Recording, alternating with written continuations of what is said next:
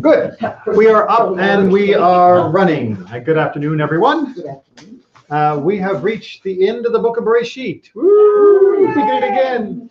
Vayechi. And in Vayechi, we see the end chapters of Jacob's life, and as almost a footnote, the end of Joseph's life. But Jacob's passing is much more dramatic. The Torah focuses heavily on what he says to his sons, and that becomes a very important template for what we will eventually understand about the tribes and the future going forward. So with that in mind, I just want to do a quick little history quiz, because I want to get a couple names on the board as we're going through this. I'm not going to tell you why yet, but just want to make sure you've got them. The most famous king in Jewish history? All right, so not even a problem right there. The most famous king, the most not so famous king who came right before him. Who was the actual first king? Right, Saul. All right, and here's the trivia question. Yeah. What tribe did David come from? Judah. Okay.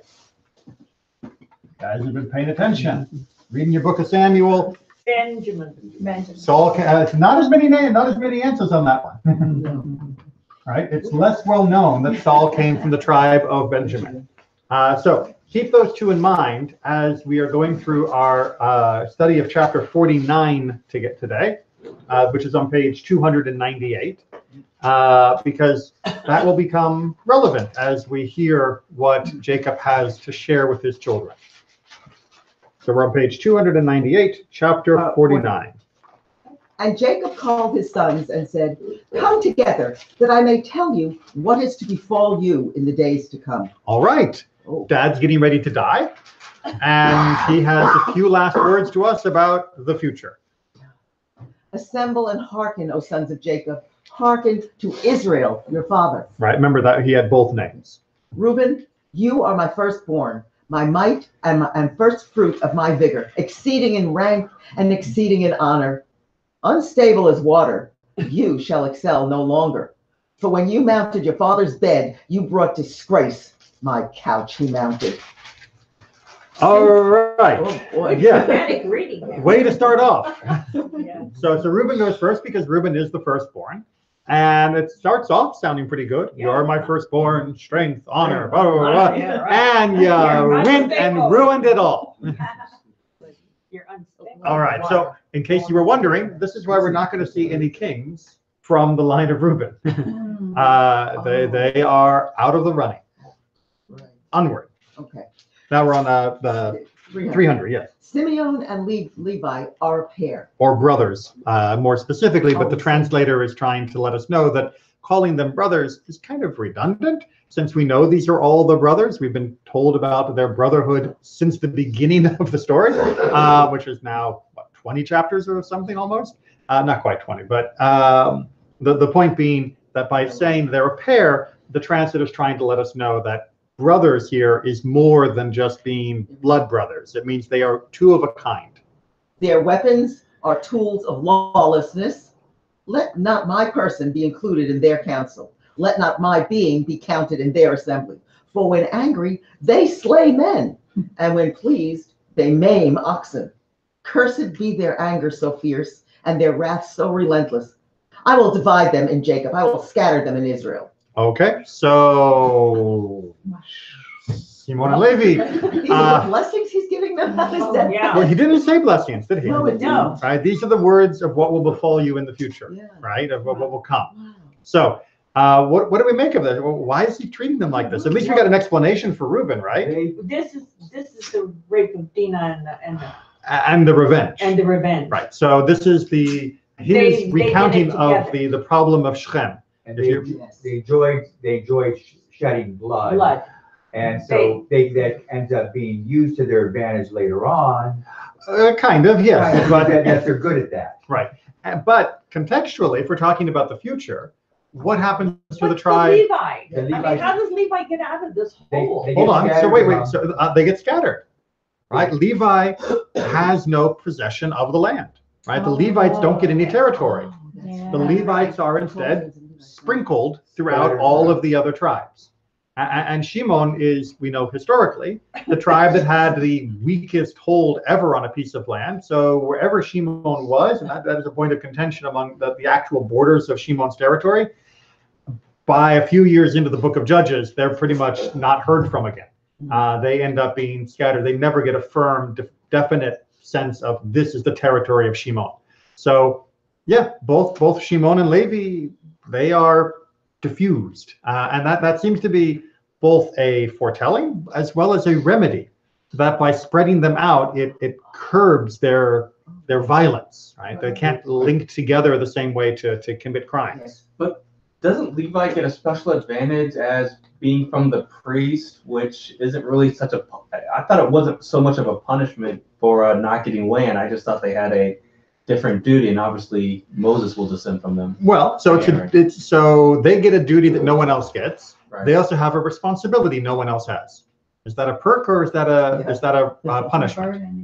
I thought it was considered a perk because they get all these offerings that go. Sure, as long as people bring them. Yeah. And if People they bring don't, the offerings, how do what they you- support themselves? That's right. They have no land on their own. They have no other way to support themselves. Right, so you're right. It's a perk as long as everything goes well, as long as they do their job well, as long as they encourage the right attitude among the rest of the Israelites, then yes, they can support themselves through this. But if they don't, it collapses. And we've already seen in the discussion of Eli's sons, when we talked about the book of Judges, that the tribe of Levi and the Kohanim are not blameless. They end up making quite a few mistakes. And they eventually become king too through the illegitimate king, but they do eventually become king. Hold on to that thought. We're actually going to circle around to that.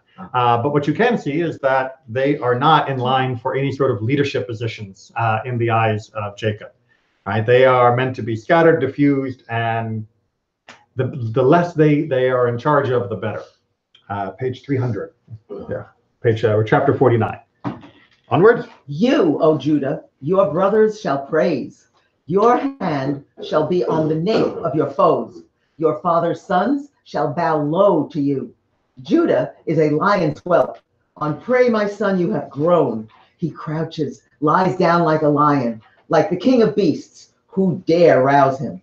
The scepter shall not depart from Judah, nor the ruler's staff from between his feet, so that tribute shall come to him, and the homage of peoples be his.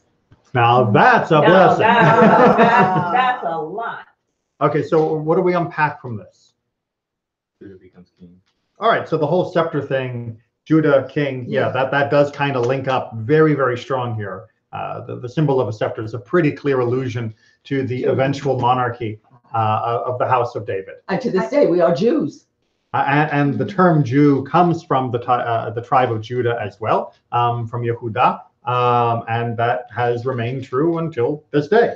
So yeah, he seems to have had a lot. Now, what do we make with this whole lion metaphor that's dominating the centerpiece? I mean, I know that's where we end up with lions on all sorts of Jewish decorations, but Do that again. yeah, so that's a coat of arms lions. They always have them going like that. They're always profile. They are. They all know how to pose. What do we make of this? This is all positive? This is negative? What?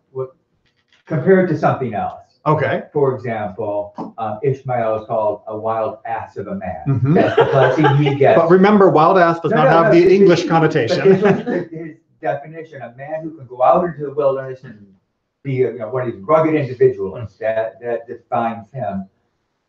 So we have there's an anthropomorphism going on here, Mhm. where the elements of a lion isn't afraid of anybody or anything. All right. He has no fear, and he's fearless. Right. Which is a great trait to have in leadership. So No matter what's threatening, you want a leader who isn't afraid to deal with whatever threats may arise. So there definitely seems to be an element of emphasizing the confidence, the Right. courage. A crouching lion. That Right. crouching, weighing situation kind of Has behavior. that you Judah see. shown that kind of courage? He did Yeah. say Wasn't he very obsequious to the vizier? Didn't he cave in to Tamar? Yeah. Yeah, so I mean, it's, Eh. but then he. Those were acts of courage, No, people. that's courage. No, right, but then I was Right? gonna say. Being willing to say she was right Right. publicly Yeah. Well, that goes down to the part we haven't covered yet. Right. Verses. is more courageous. Being able to stand up to the vizier by bringing yourself down in order to save your brother, that takes courage as much as punching the guy would have. In fact, a lot more courage because one was a lot more successful. All right, Carrie, Is the Yeah. Hebrew here, Mhm. where where am I looking at? my son, have you grown? Is that kind of like, he sees a maturing or something? Okay, The so ability to change? we're going to loop that- back onto that phrase because Okay. that phrase is, if you were reading the JPS translation, it would say meaning of Hebrew uncertain, which was the favorite footnote of the authors of that Yeah. translation. Yeah. Meaning that this phrase is ripe for interpretation. Right? So it literally says from miteref, which comes from the same word as treif, right? Right. From that which has been torn, which is translated here as prey, because that's usually what happens with a lion. Right. It will kill a wild animal and in order to eat it.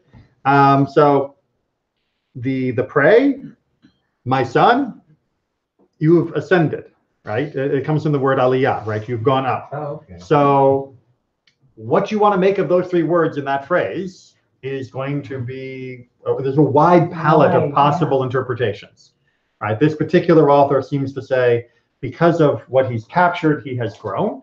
We're going to see some other interpretations of this phrase with our commentary.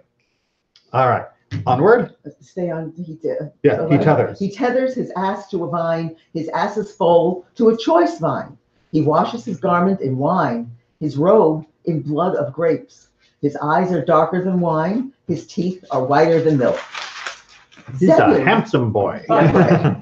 Right. By the way, all of those are references as well to the territory that Judah will eventually occupy and the produce that he will be enjoying. A question about the teeth whiter than milk. Does that also mean his lips are clean? He's a man who speaks only truth, because it's through his speech, that great gift of his, that is unique among his brothers. Yes, I mean on surface level, it's definitely about the produce and the benefits that he will have of it. But you're right, metaphorically, the idea that he can actually be honest eventually. Right. Again, not something he had as a strong trait when he was younger, but eventually is showing a great strength of being able to speak the right words at the right time. But in contrast to teeth that are set on edge or unclean lips, yes, this is good. It's definitely a positive imagery. Absolutely. All right, onward. Zebulun shall dwell by the seashore. He shall be its haven for ships, and his flank shall rest on Sidon. All right, positive, negative? Yeah, it sounds okay. Descriptive. Right, there isn't so much going on here, right? Because Zebulun never really cares about.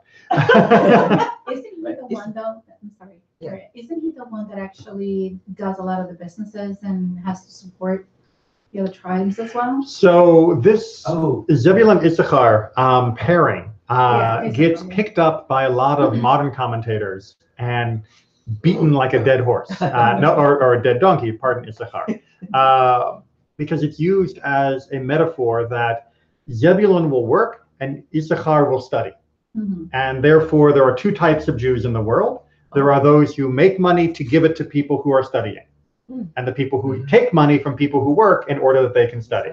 And unfortunately, a lot of modern groups have used this as a political platform to say they should be allowed to take money from people who work. This is a big issue that's used in political campaigns in Israel, to say that the secular Israelis should be proud of the way they're fulfilling this pairing, because they get to be Zebulun, they get to support the Haredim who are not working because they are studying. So it's become a very charged political language in the modern world. But the idea that these two were cooperative does seem to be reflected in their history and the geography of the two tribes. Is, if I remember correctly, is Issachar is inland, and I always thought the donkey referred to the fact that they were the passageway through. Right. Well, we haven't read him yet. Okay. Let's read That's Issachar why and then I we'll put thought them the two together. were Yeah. I have a connected. question. Why do they emphasize that so much when Hillel, Shammai, and Maimonides all had basically full-time jobs? If you want me to explain and justify it, I cannot. I didn't get it. In fact, the Masorti movement, the conservative movement in Israel and internationally, came out with a brilliant ad campaign a few years ago, where they had a page from the Yellow Pages, and it was all the rabbis and all the jobs they've ever done. Right. So it was like if you want a vintner, if you want somebody to be a carpenter, if you want a needle maker, if you want a charcoal maker, and they were all Rabbi so and so, basically trying to say, why do you think the state should be funding these religious activities to such a scale as is being currently asked? So no, there's no real way to justify it given the history of our people and the history of what we've done. But there it is. We've always been able to support and been willing to support on very small scale people who needed to dedicate full-time job to the needs of the community. And those were often scholars. But the idea that people who were not giving to the community of their time and services, but were simply studying for their own benefit, that they should be supported 100% by the community. That is a totally modern invention. Onward to Issachar. Issachar is a strong-boned ass, crouching among the sheepfolds.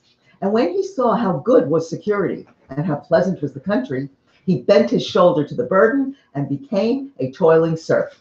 All right. So he is the hill dweller, as we're pointing out, more on the inland schlepping part of the equation. He was the schlepper. Dan shall govern his people as one of the tribes of Israel. I'll tell you. Dan shall be a serpent by the road, a viper by the path, that bites the horse's heels so that his rider is thrown backward. All right, so Yeah, it probably is reflecting the idea that Don, during the time of establishment, had to really wrestle to get their piece of land. It wasn't so much open warfare as hit and run. You probably also, unless you look at the Hebrew, will miss the punning of Dan Yadin, right, from verse 16. Dan will judge. It's a pun off of the name Dan, right? Yadin is to he will judge. So it's very much a bit of wordplay in the Hebrew. Onward. I wait for your deliverance, O Lord. God shall be raided by raiders, but he shall raid at their heels. Asher's bread shall be rich, and he shall yield royal dainties. All right, so we got now some very quick ones that are just sort of pop, pop, pop. Naphtali is a hind let loose, which yields lovely fawns. Joseph is a wild ass by a spring, wild colts on a hillside.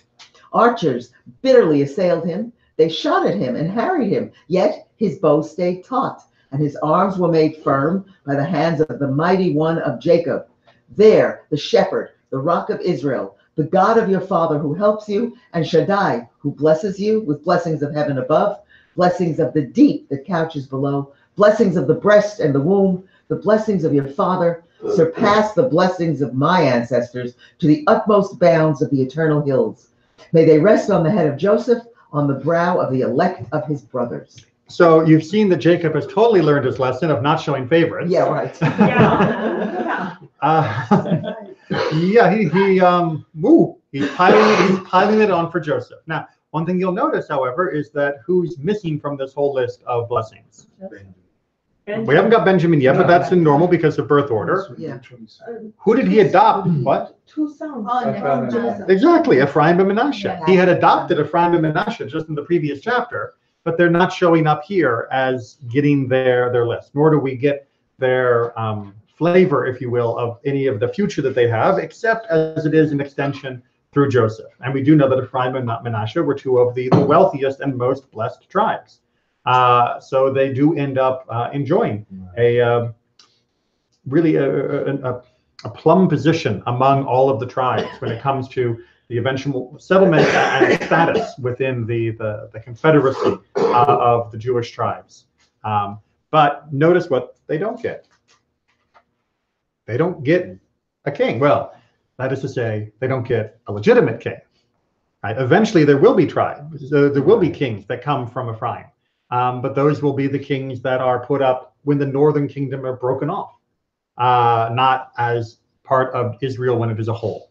Remember, there are only 3 kings that ever are actually king of all of Israel: Saul, David, and Solomon. Right? After Solomon, the kingdom is split in half, and we end up with other kings now in the north, most of whom come from the tribe of Ephraim. The kingdom is split in half, like the baby. Mm-hmm. You said we split the baby. Right. Yeah, it's so Rehoboam was the son of Solomon, who is the one who it didn't have to be split, but he decided to go along with his drinking buddies rather than the wisdom of the elders. When the people asked for a break after Solomon's final years of reign, which had been very heavy and very taxing in every possible sense, because taxing was a physical duty you would perform for the king rather than just paying cash. When they asked for, okay, now that we're done with all of your dad's building projects, can we have a break? And he said, if you thought my dad was hard, I'm going to be even worse. And they went, all right, then we're leaving. And that began the Civil War. Question, the last phrase in verse 26, they refer to Joseph as the elect of his brothers. Mm-hmm. And this phrase, or the elect, that title, that honorific, is Yes. applied to Abraham at one point, being an elect of prince of his, so does this mean a prince of his brothers? He's the first rank of the brothers? It's more a question of being choicest, being the best of, kind of connotation. And that could create a conflict perhaps with the scepters here, and this is... One might think that if you have a king that's not, and you have someone else who thinks that they are the elect, there could be a conflict. yes, Okay, which eventually there is. okay. Absolutely. But we do have one more tribe that we have to deal with. Benjamin is a ravenous wolf. In the morning, he consumes the foe, and in the evening, he divides the spoil. Okay. Positive? Negative? It depends. Depends, yes. Mean on who he's spoiling. Right, well, if you're going after the Philistines, you want a ravenous wolf, Mm-hmm. right? Very good. But what else do we know about the tribe of Benjamin? Yeah, we don't want him killing David. They're going to have a king. Right? Yeah, but Benjamin also gets a little portion of land. They don't get a big chunk. Well, Benjamin is a tiny tribe, right? They are not the most populous tribe. And remember that the problem with the concubine and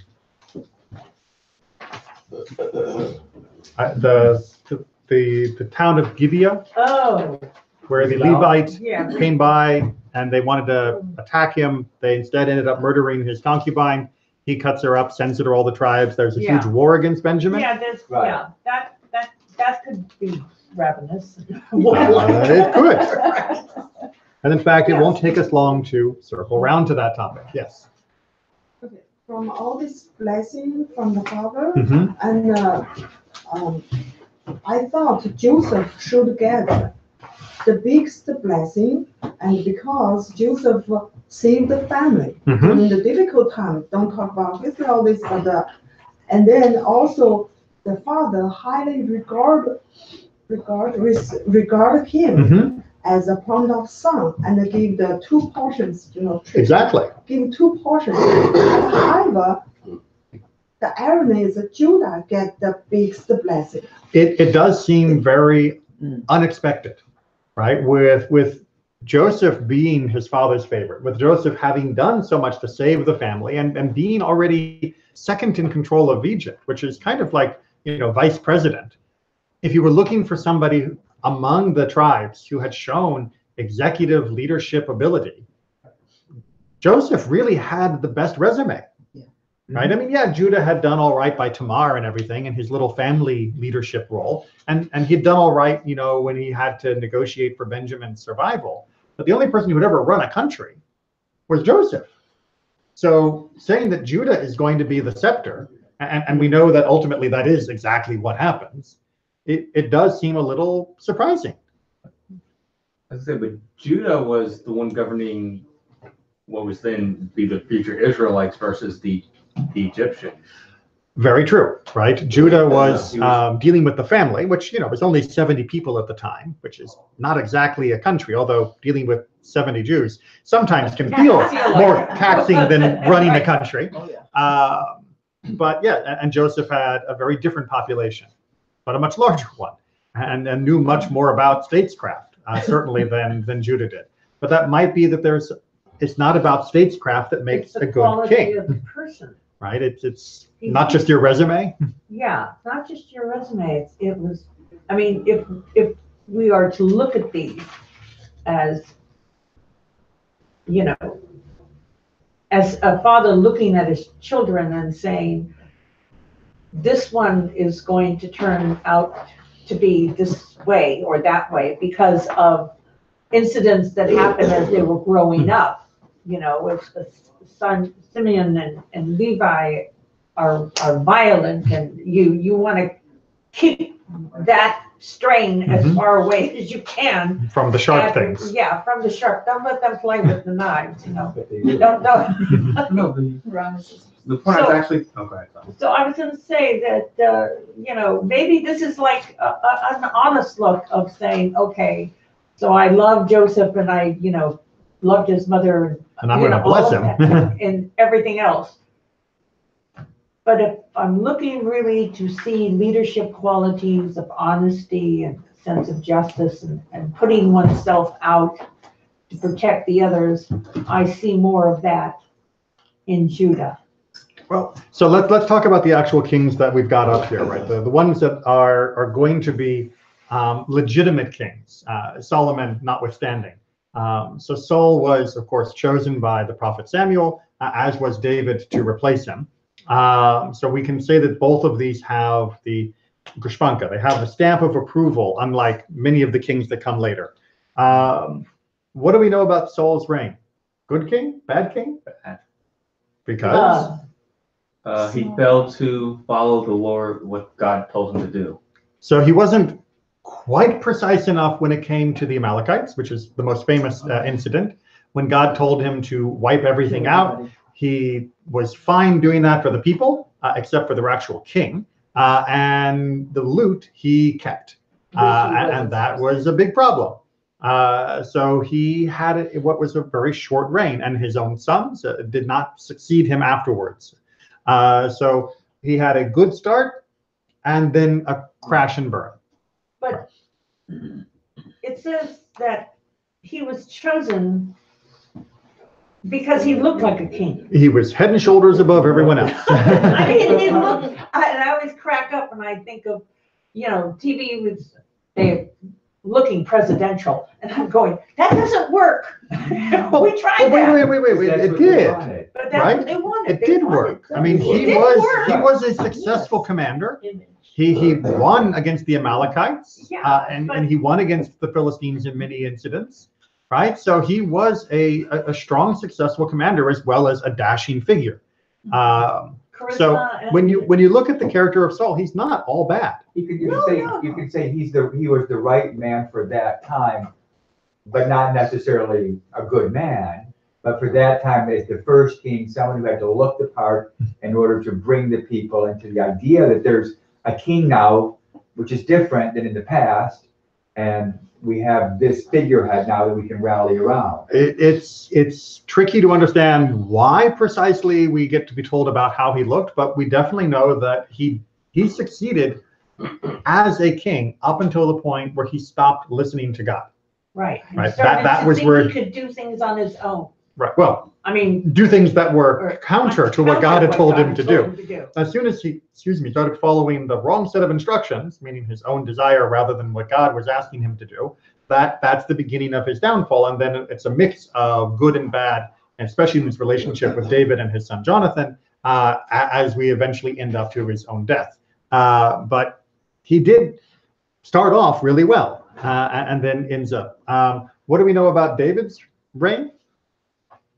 He listens to God more, but he has his own personal flaws. All right, so he listens to God. He doesn't disobey God directly, but he does have his own weaknesses, namely his neighbor's wife, but also in dealing with his own sons of how to properly guide and steer them so that they don't do horrible, horrible things. But yes, but he's not rebellious against God the way Saul was. But he does still have many human foibles. There are many human problems that he still wrestles with. But most of his reign is in fact not included in the book of Samuel, because most of his reign is he did what was right in the eyes of God, and there we move on. Because once the person's doing what's right, it becomes boring to write about. We like to write history books about the trouble stuff, not about he woke up, did good stuff, went to sleep.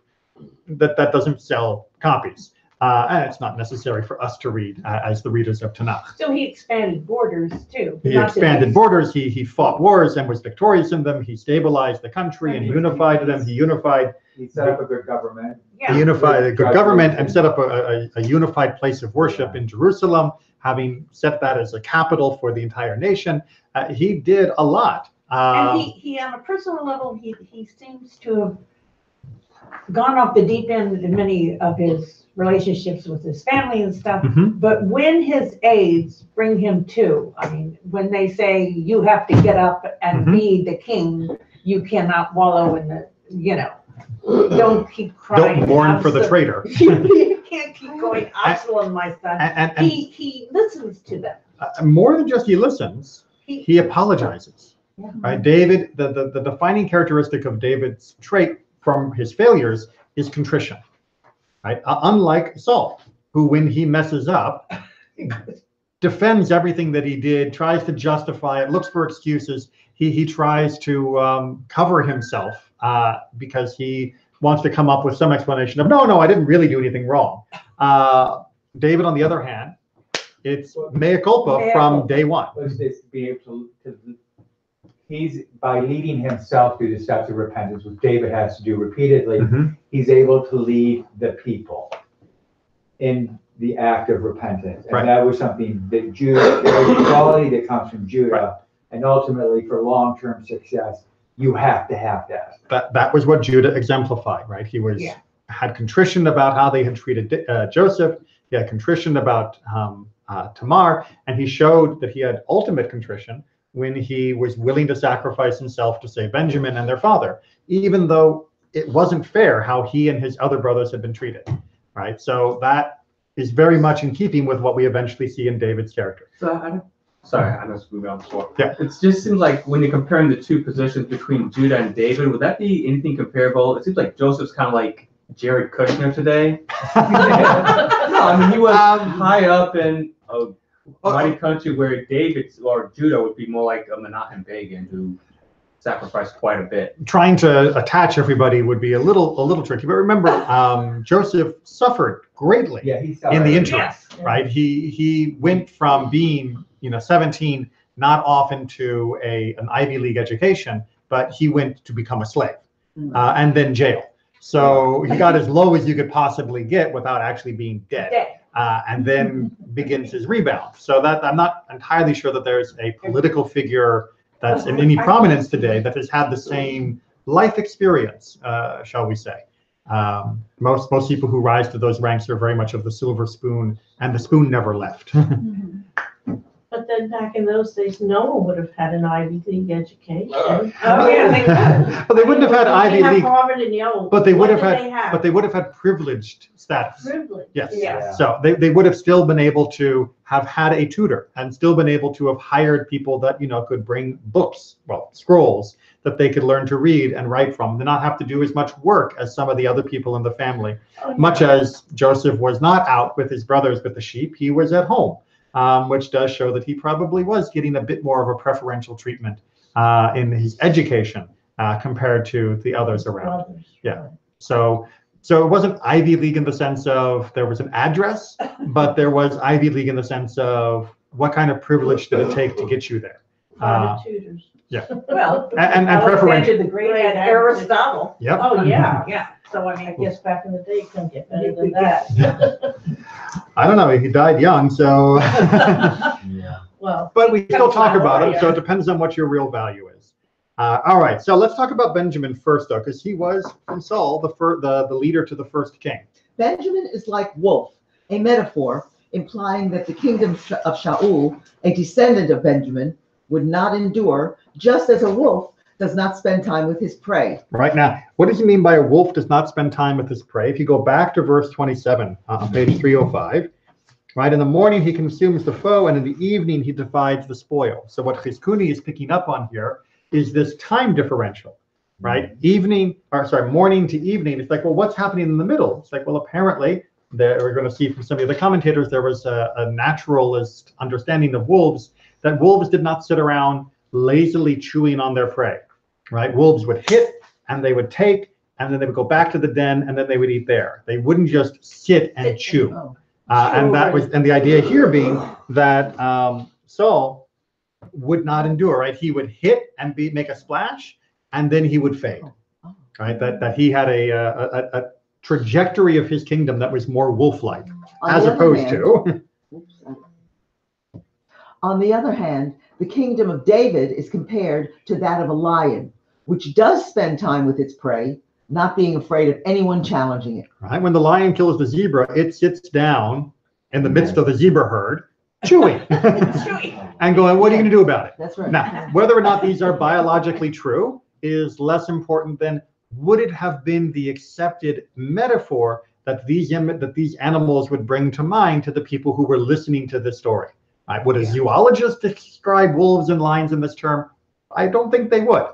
But would people 3,000 years ago, when you said he eats like a wolf versus he eats like a lion, would they have thought a wolf hits, takes quick because it's, a bit more scared of reprisals, whereas a lion eats and dominates and sits there in its, authority, its magnificence, chewing and daring you to bother it? Metaphorically, that's probably how the poetry would have been understood back then. So again, not trying to say that these analogies to the actual animals are right. This is how it would be understood by the listener. And Ibn Ezra has a slightly different idea about the wolf. Yeah, Benjamin is similar to a wolf because he is mighty. Right. What do we know from what we studied with the Book of Judges? We know that Benjamin was a mighty tribe. They were warriors to be feared. They took on all the other tribes and almost won. Right. So they were tough. This is an allusion to the men of Gibeah. Right. Remember Gibeah? Those were the guys that attacked the traveler, the Levite, and murdered his concubine. So they are also ravenous in that sense. Right. So yes, they are mighty, but their might doesn't understand the boundaries of what you should and shouldn't do. Might doesn't make right, and their strength got them into an awful lot of trouble. Make sense?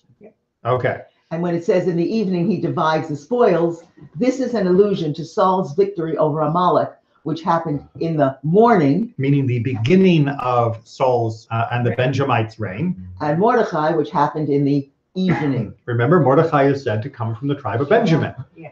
Why would we want to know where he came from? It didn't matter at that particular point in Jewish history.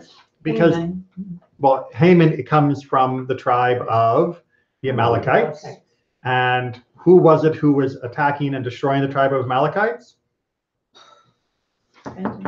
Saul from the tribe of Benjamin. So you end up with the same characters, different point in time, right? You still have Amalekite versus Benjamite, which was what we had in our first fight between Saul and Agag, the first the Amalekite king that was in his story. But that idea was here saying, unlike Hizkuni, is the morning and evening metaphor doesn't mean Saul's political career went voom, voom, but instead means there was a long history to the Benjamites, right? And Saul was at the beginning and Mordecai was at the end. Both were strong and valiant and mighty and all of that good stuff. And in the middle, they had some ups and downs, but you shouldn't think that Saul was the beginning and end of the Benjamites, right? The Benjamites stuck around and did good for much longer than that. Make sense? Yeah. All right. Or Hachayim. Jacob referred to King Saul, who acted like a wolf. It is the nature of the wolf not to remain at the site where he tears its prey. Saul was in a hurry when he failed to wait for the time Samuel had said he should wait. This became the reason that Saul only ate on the morning, the early part of his reign, and did not serve out his term. Right. So again, going back to the Amalekite War, Saul didn't stick around. And I don't know if you remember that parasha or that haftarah, because we do read that one publicly each year. But when Samuel comes looking, he has to ask people, where's Saul? Right? Why isn't he here? And he finds out, oh, he's off building a monument to himself because of his victory. Which is like, okay, you can see where this is going.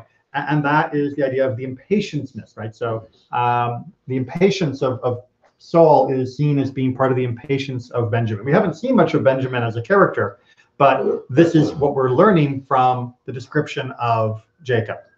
All right, now. It is the nature of a lion that after having secured its prey, it kneels and crouches, stretching out and not leaving that spot, even if danger appears to threaten it. Right, so Tur HaAroch is giving us the view of the lion, which, as you can see, is very different than the commentator's view of wolves, as we sort of alluded to earlier. Here, too, Jacob alludes to David, who, after securing prey, did not flee the site out of fear of a counterattack. Some commentators see in the words, "My son arises from the kill," a description of how the Jewish people, after vanquishing their enemies, will arise and assume a posture of fearlessness, unconcerned. All right, so he gives off first the historical, and then he wants to talk about the future. All right, so historically, David was a strong warrior. In fact, we know that David ends up being a stronger warrior than Saul, and is able to not only hit and destroy, but to hit, destroy, and occupy, meaning to hold on to the land of Israel and keep the Philistines and others from pushing us out. So there is a strength to David and a resiliency that Saul just didn't seem to have in the historical militaristic sense. And then he goes for a little bit more of a prophetic view, right? No, the idea of my son arises from the kill, it doesn't mean he arises and like leaves, but it means that he arises strong, right? Having been able to defend, having been able to defeat the enemy, we don't run away fearful of reprisals. We say, we beat them and we're staying right here. And we're still here. Right, exactly right. When Jacob spoke about in the evening, he referred to the evening of Saul's reign, when Saul was described as having killed thousands, whereas David was credited with having killed tens of thousands. Again, of Judah overtaking Benjamin as being the greater of the two tribes and the greater of the two warriors. And here we see again that morning evening discussion of the wolf, maybe it doesn't mean Saul's independent up and down, maybe it means Saul's up and then David's further ascension, which by comparison means Saul looks more retired.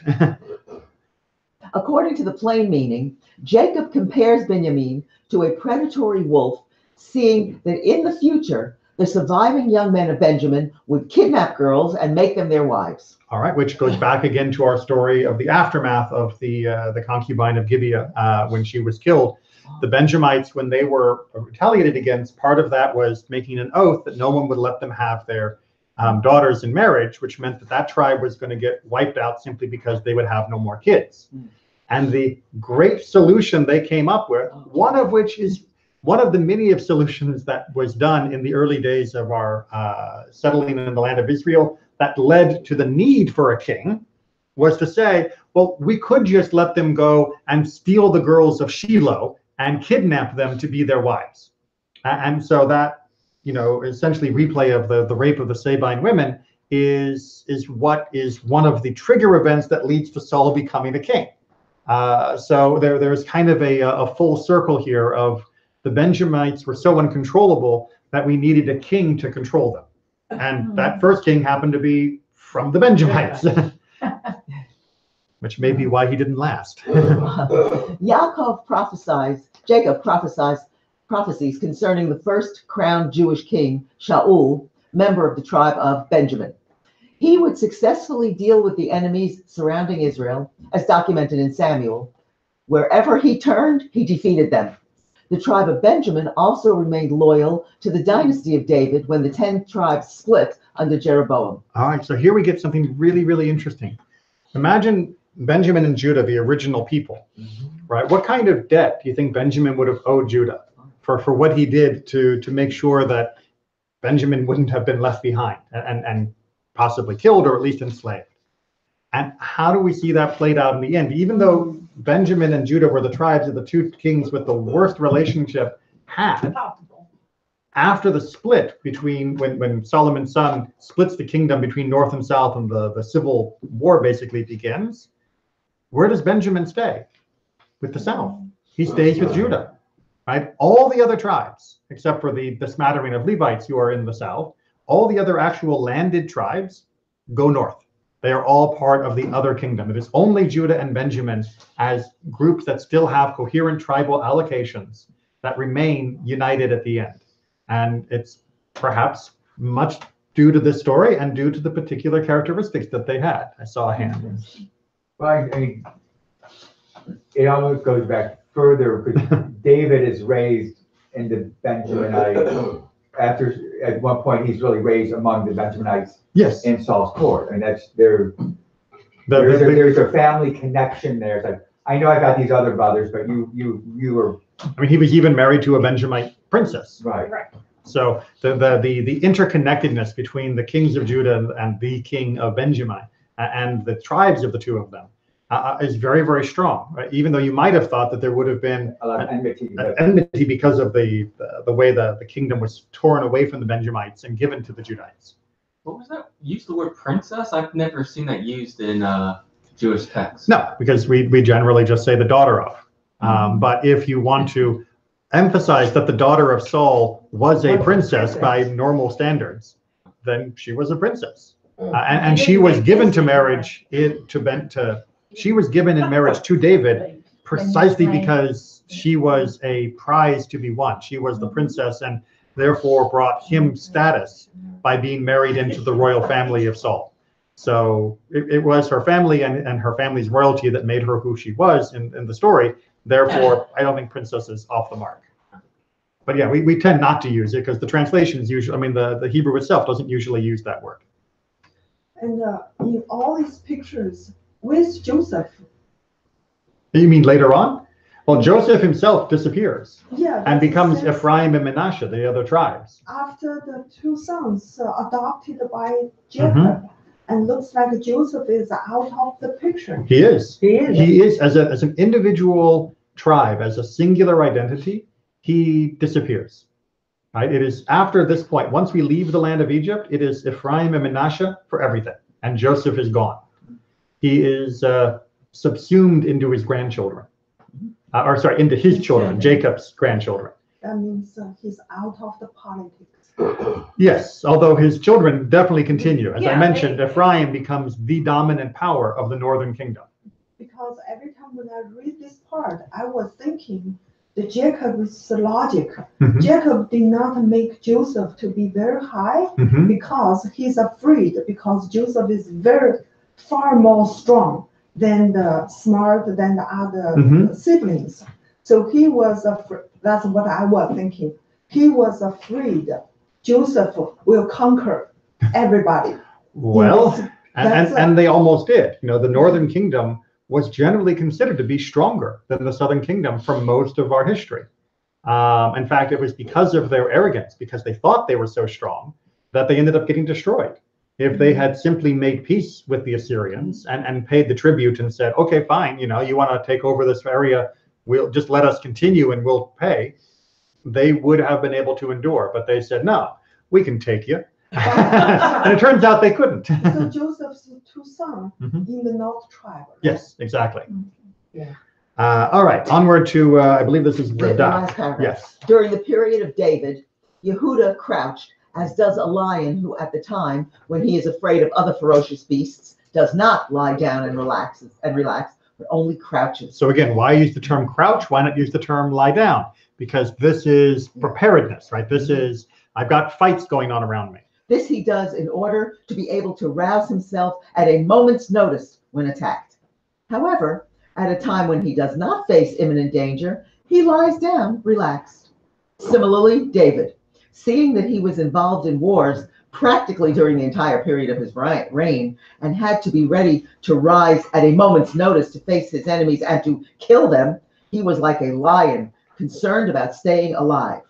However, his son Solomon could afford to lie down in repose, seeing that all the nations were afraid of him and none dared attack him. There was no one around who would rouse him from his slumber. right? It's good to be the son of a successful king. Yeah.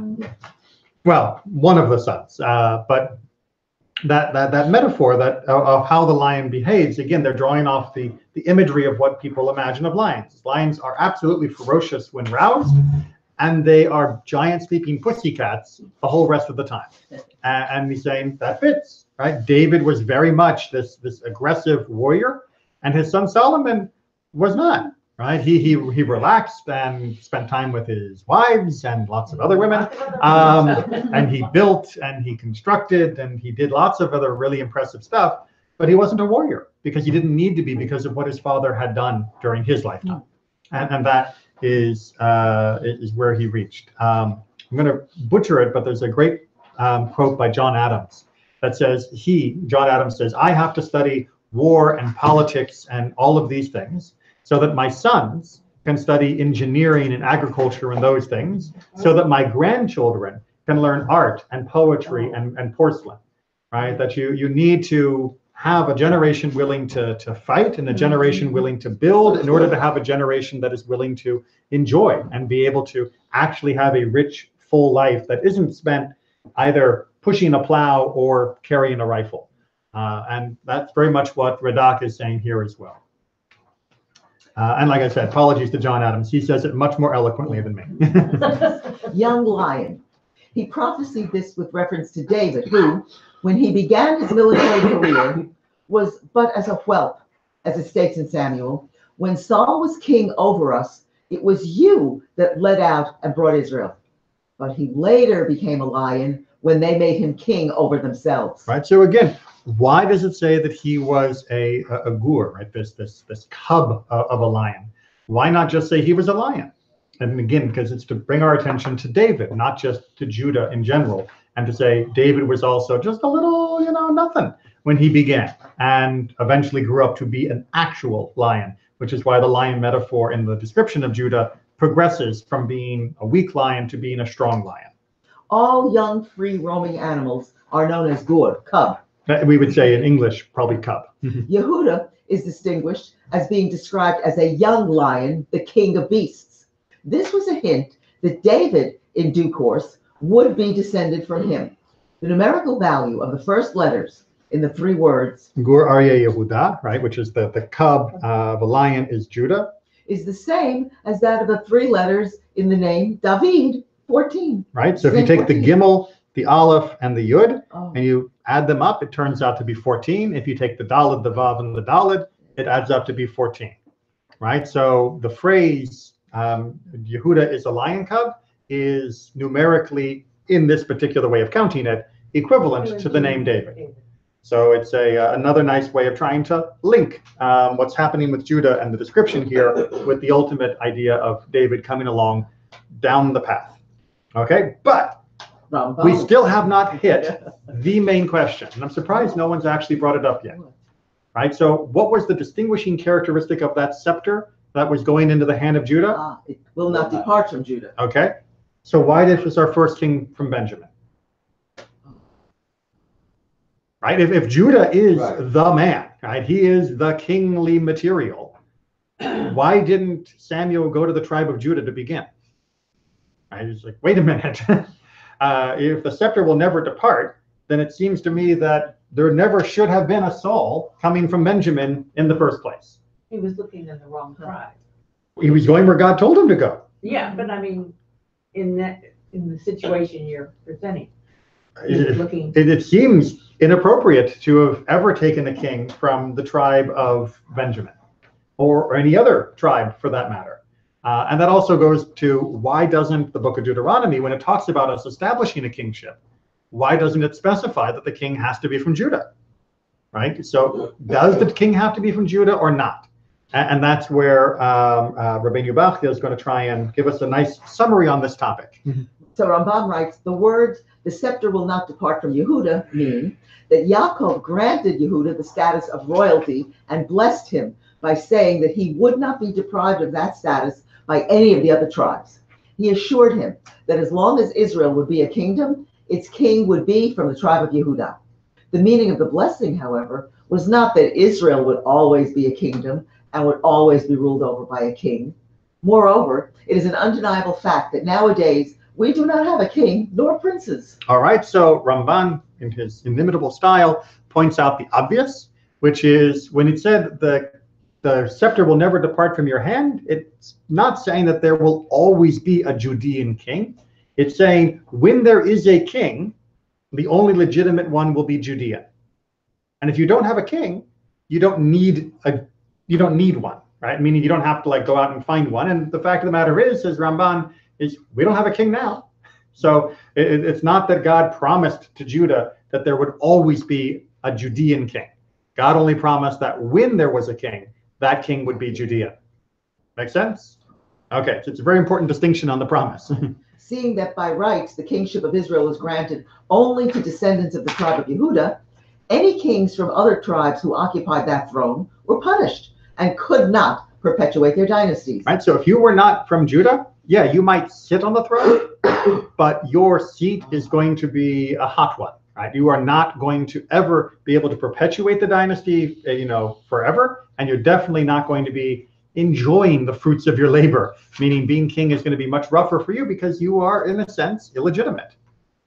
Even King Saul, the first king over Israel, was killed in battle, and his sons died a violent death. So that's what happens to other people who become king. Right? And we can also say that Saul could have avoided all of that if once the king from Judah had been appointed, once he was told that David was going to be king in his stead, right, Saul could have simply abdicated peacefully. And he absolutely refused to do so. Not only did he refuse to abdicate, but became enraged and murderous towards David and his own son in response to this news. So if you're feeling bad for Saul because, maybe he should not be let off the hook a little bit because after all, he was chosen. It's not like he went out in the campaign for this. You have to remember that, yes, he was chosen, but the same force that chose him also told him to step down. And if you're willing to accept the perks, you have to also accept the demerit, the demotion. So unfortunately, Saul didn't. The Hasmoneans, is that the Maccabees? Those are the tribe. That's from the Maccabees. That's the Maccabees. The Hasmoneans from the tribe of Levi, who claimed the throne of the Jewish people, were all punished and died violent deaths as they had disregarded this cardinal rule established by Yaakov. The Hasmoneans wound up becoming slaves to the extent that any of them survived at all. He who took the crown by force was punished by having it taken away from him by force. All right, so I told you, Aaron, that we'd come back to this topic. The Hasmoneans were not considered legitimate rulers and a legitimate dynasty in the eyes of the sages. Right? Their work in order to drive out the Seleucid Empire, absolutely exemplary. Way to go, guys. Setting yourself up as king as well as high priest, that's where you messed up. Right? That's where you messed up. In Jerusalem Talmud, the Jerusalem Talmud specifically rules that the priests must not be anointed as king. Rabbi Yehuda there, no relationship, explains the linkage where it says in Deuteronomy, so that he and his descendants may reign long in the midst of Israel. But he compares to the following verses. The Levitical priests, the whole tribe of Levi, shall have no territorial portion with Israel. All right, so if you immediately turn from the topic of the king, who will be there forever, to the topic of the Levites who don't get territory, he reads the Talmud reads this as being an implied statement that not only can't other tribes produce kings, but the Levites in particular are prohibited from even temporarily filling in that position. And that's clear evidence that the spiritual leadership of the Jewish people and the temporal leadership, that's the kingship, are to be separate. Which is something that even happens for Moses, right? Moses ends up having to step aside in order to allow his brother to be the leader of the Kohanim. Right? Moses was a Levite, and Moses had been doing all the sacrifices and ceremonies up to that point. But once we reached that stage where we separated them, and they were never meant to be pushed back together like the Hasmoneans did. Onward. And then a midrashic approach says the words, your brothers will acknowledge you, those are designed to put Yehuda's mind at rest.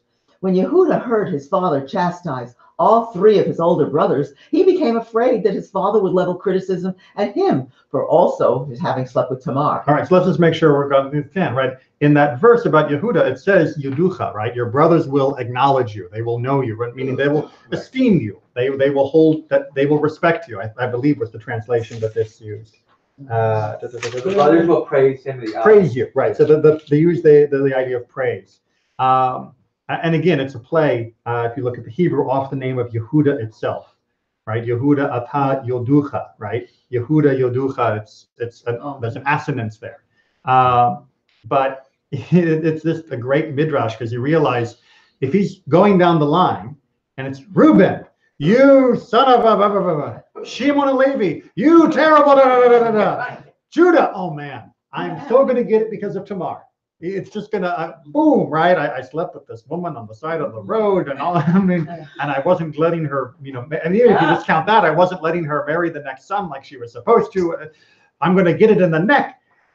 And then instead, his father praises him, and that's why there is this idea of yoducha, right? That he putting his mind at rest.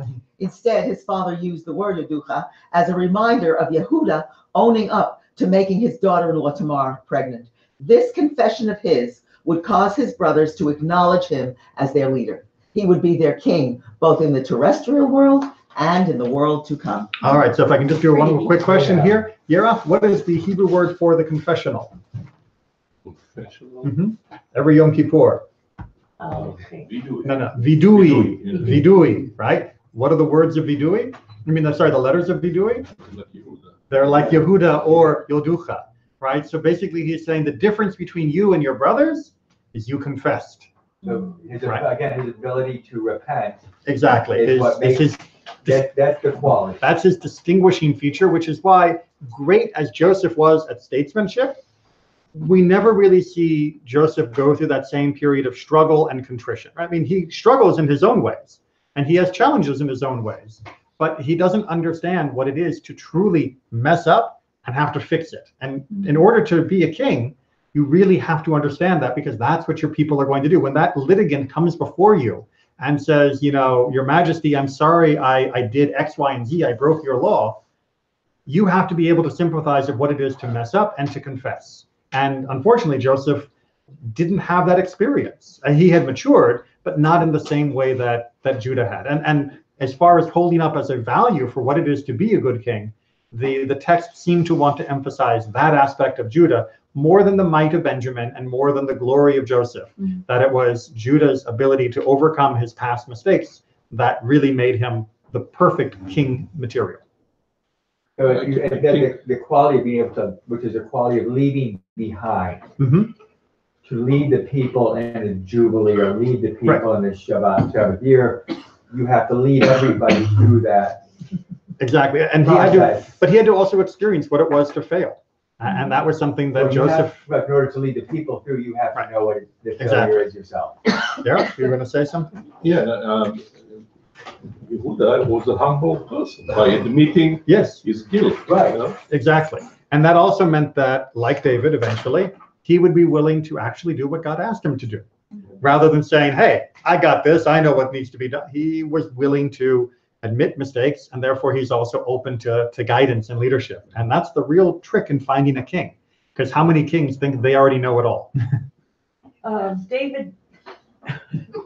David also showed a remarkable thing in that when Saul and Jonathan die, he is racked with pain. Absolutely. And when Jonathan's son appeared, he reaches out to the Benjamite. Right. He doesn't murder the clan. And he doesn't hold grudges. That's part of his whole story. Well, he holds grudges eventually. Remember, his deathbed orders to Solomon are fairly grudgy.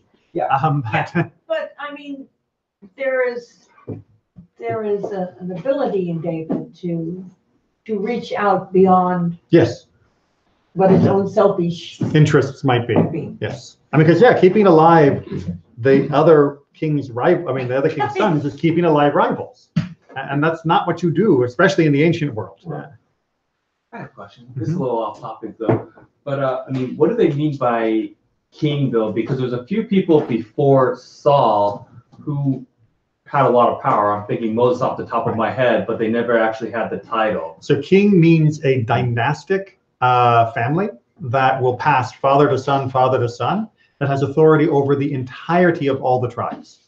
And so that's something we did not have prior to Saul. And even as we saw, Saul never was able to materialize the dynastic quality, although he hoped for it, in order to pass it on to his son Jonathan. David is the first who actually creates that, and is considered to be the only legitimate one. Even the ones in the north who had a semi-dynasty for a generation or two, they were not considered to be legitimate, and they never ruled over the entirety of the nation. So it's, You got to have both of those qualities. but When did Let me just hit pause. Yeah. oh. There's lots more.